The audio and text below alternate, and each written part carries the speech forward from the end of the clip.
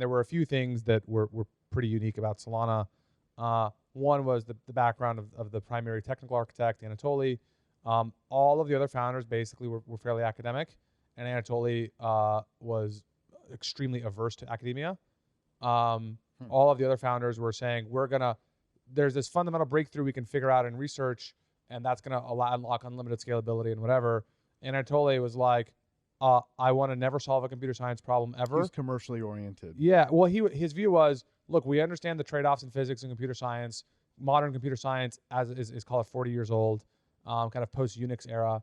And like, we know the trade-offs in memory and CPU architectures. And like, I'm just going to redesign Ethereum, but I'm going to make it as fast as possible based on a very nuanced understanding of just computer science. Right. I'm going to solve zero problems. Got it. Just engineering. So that was one thing that really stood out. And then the second thing that really stood out was he had a very focused use case. The original, before it was called Solana, it was actually called Loom Protocol. And the original deck, it said either NASDAQ for blockchain or blockchain at NASDAQ speed or something to that effect. And the reason it said that was because Anatoly's vision from day one was he wanted to have an on-chain order book. And that was the North Star. And every design decision was made around having the fastest permissionless global order book. And again, this is March, April 2018. DeFi is not a term yet.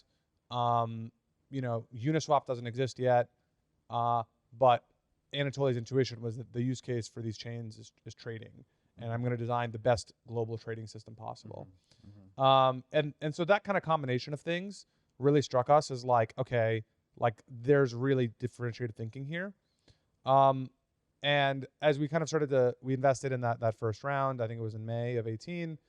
And over the kind of next 6 months, got to know Anatoly better, got to keep digging more and more into the design, and then came to appreciate the more nuanced trade-offs they were making around parallelism. And that at that point leaned in very aggressively. Got it.